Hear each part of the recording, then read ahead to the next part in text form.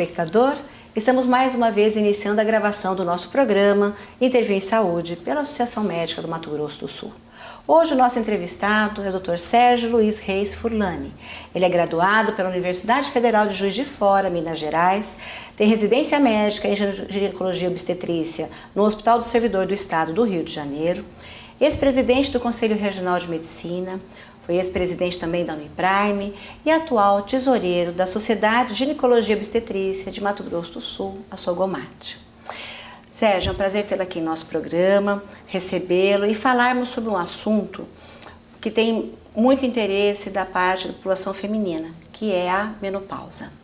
E eu queria começar te perguntando o que exatamente é menopausa? Maria José, obrigado pelo convite e agradeço a oportunidade de falar sobre um assunto de suma importância, visto que atualmente cerca de 1/3 da vida da mulher é exatamente nesse período de climatério. E eu estou às ordens para procurar ajudar de alguma forma a esclarecer algumas dúvidas que existem sobre este assunto. Certo. A menopausa, então, é o período da mulher, né? Então... Sim, a menopausa, na realidade, é um evento. A menopausa é a última menstruação. Ela caracteriza o climatério, que é a terceira fase da vida da mulher. Entendi. E assim... E o climatério ele é considerado a partir de 1 ano da menopausa. Quer dizer, após 1 ano que a mulher parou de menstruar, ela é considerada dentro do climatério. Existe um período perimenopausal que também pode ser incluído, mas o que caracteriza climatério propriamente dito é a menopausa. Então, na verdade, deixa eu entender, o climatério ele antecede a menopausa? Alguns sintomas, mas não ainda é considerado climatério puro, vamos dizer assim. Seria uma que a gente chama de perimenopausa ou pré-menopausa. E quais são os sintomas, normalmente, Furlani? Porque as pessoas falam muito, nossa, menopausa mexe com a gente, incomoda, como é que é? Individual. Tem mulheres que varia muito. Pouca coisa sentem, e outras são poliqueixosas e polissintomáticas. Mas é típico da menopausa alterações menstruais devido ao desequilíbrio hormonal, processos de involução, atrofia geniturinária e uma certa alteração de humor. O humor fica lábil, por motivo algum, às vezes fica deprimida, sem causa aparente.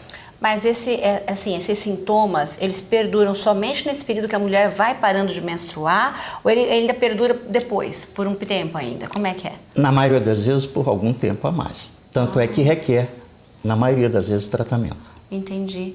E me diz uma coisa, tem uma idade própria para a mulher entrar na menopausa? Como eu te falei, é individual. Tem a média em torno de 46, 47 anos. A média da mulher. Em torno de 40 e 50, na faixa de 40 e 50. Isso depende, por exemplo, do período que ela iniciar a menstruação? Tem relação com isso? Não tem nada a ver? Nenhuma, nada a ver. A mulher que menstrua com 12, menstrua com 15, vai parar mais ou menos na mesma época mesmo? Ela tem a vida útil do ovário dela já está demarcada. Entendi. Então, a causa orgânica da menopausa é a falência do ovário. Ele não é capaz de produzir mais os hormônios. E a duração de ovário é de cada uma. Entendi. O fato dela menstruar antes, ou mais cedo, mais precocemente ou mais tarde, não interfere. Me diz uma coisa, eu vejo assim, muitas pessoas já na fase dos seus 40 anos, 38, eu tenho escutado bastante, às vezes fazem, por exemplo, uma coisa chamada esterectomia, que é retirar do útero. Isso é uma menopausa? Isso é precoce? Tem que tirar o ovário? Como é que funciona isso? A esterectomia é uma forma de menopausa física, porque para de menstruar, né? Mas ela não é fisiologicamente uma menopausa, uma vez que o órgão responsável pela produção do hormônio foi mantido, que é o ovário. Então ela cicla normalmente. Se ela sentir engurgitamento mamário pré-menopausal, pré-menstrual, ela vai sentir. Se ela tinha síndrome de tensão pré-menstrual da parte psíquica, irritabilidade, ela vai ter. Se ela tinha edema de membros inferiores, ela vai apresentar. Não vai menstruar porque ela não tem o útero. Não tem mais o útero, né? Só. Mas na realidade as funções ovarianas estão preservadas, a parte hormonal está preservada, ela não está no climatério. Ela não menstrua mais porque não tem útero. Entendi. E me diz uma coisa, a menopausa, a gente sempre acha a mulher que só tem que ir no ginecologista no período assim, quando inicia a sua vida sexual, depois quando vai ter os filhos, né? E depois quando passa a menopausa, ela para de ir no ginecologista, a frequência aumenta, a frequência continua anual, como que é isso, Fulano? Olha, o ideal é que vá. Assim como após os 40 se deve ir ao cardiologista uma vez por ano, ao oftalmologista uma vez por ano, ao ginecologista uma vez por ano, para ver vamos dizer, fazer uma consulta completa, vamos dizer assim. Ao mesmo tempo a gente vê pressão, vê dosagem dos lipídios sanguíneos, vê a parte psíquica, e mesmo até a qualidade de vida, porque isso é importante para manter a saúde, que a saúde não é só a saúde física do organismo, e sim a vivência social, os hábitos de vida, tudo isso faz parte da saúde. E nesse aspecto que o ginecologista pode ajudar muito a mulher de meia idade. Então, na verdade, também o ginecologista ele é o clínico geral da mulher, né? Sim, seria o médico de família de antigamente voltado para a mulher. E porque a maioria das doenças são diagnosticadas por nós e encaminhadas para os especialistas. Entendi. Se o problema é cardiológico, é o cardiologista. Se é endócrino, para endocrinologista. A menopausa, ela traz associação com outras doenças, Fulano? Sobretudo pode levar a doenças cardiovasculares e doenças relacionadas ao sistema osteoesquelético, sobretudo osteoporose. São as duas doenças mais comuns que acompanham ao climatério. E me diz uma coisa, tem que tratar a menopausa? Toda mulher trata? Como é que é? É opcional. E, se os incômodos são tais que justificam o tratamento, agora eu tenho casos de pacientes que nunca sentiram fogachos, não têm queixa, dormem bem, continuam bem-humoradas, normalmente têm uma vida social mais intensa, praticam esporte, sobretudo têm uma alimentação boa. Isso faz com que ela tenha não se volte tanto para os sintomas. Às vezes ela pode até sentir um pouco, mas ela não dá importância. Entendi. Enquanto mas isso é minoria, não? Sim, minoria. A maioria, sobretudo, queixa de fogachos, que é o mais... E a parte de secura vaginal, diminui a lubrificação vaginal. Certo. E me diz uma coisa, o tratamento é feito sempre com hormônio?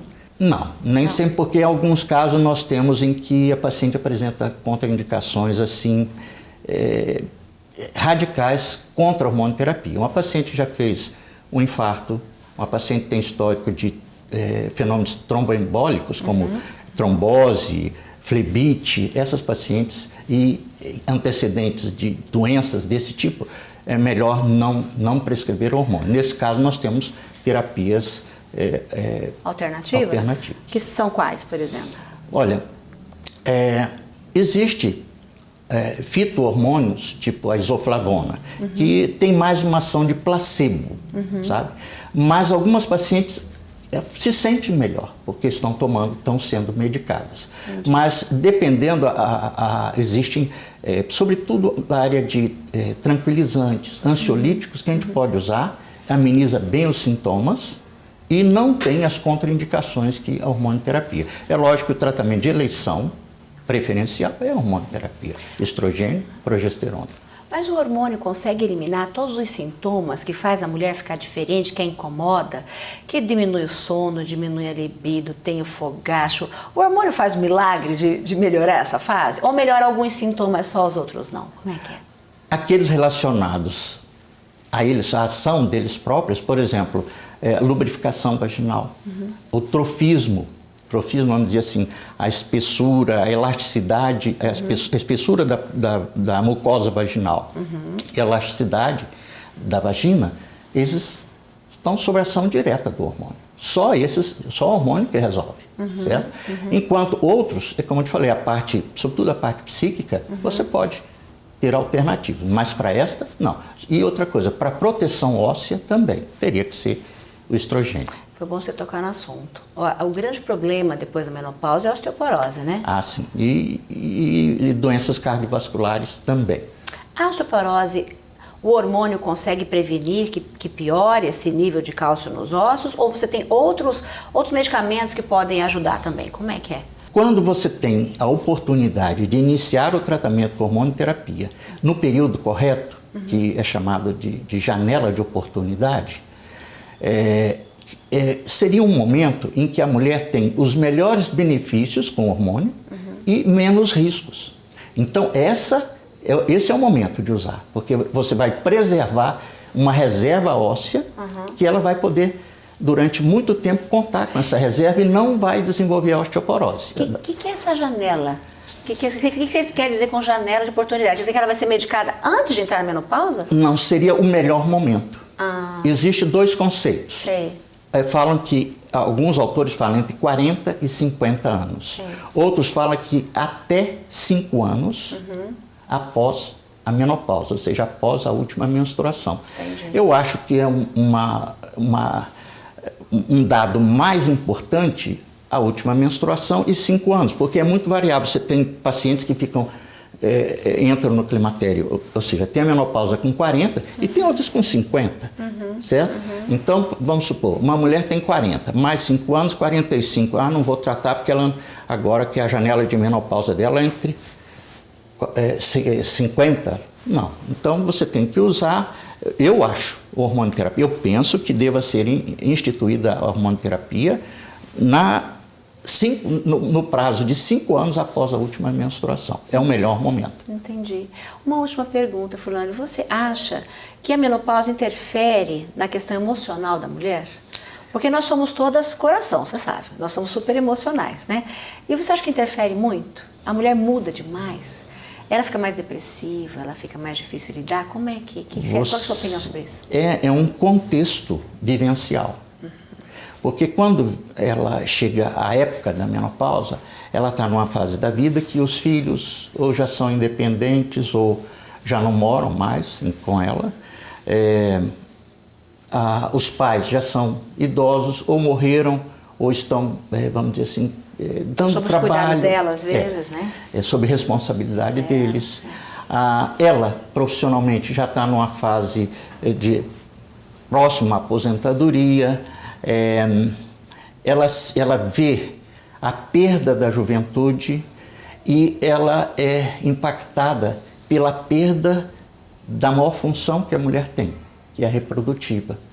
Tudo isto na cabeça de uma pessoa, de uma mulher.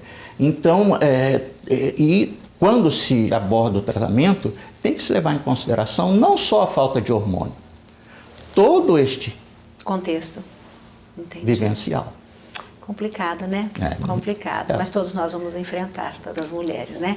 Fulane, maravilhosa sua entrevista. Muito obrigada pela sua presença. Espero ter outras vezes aqui.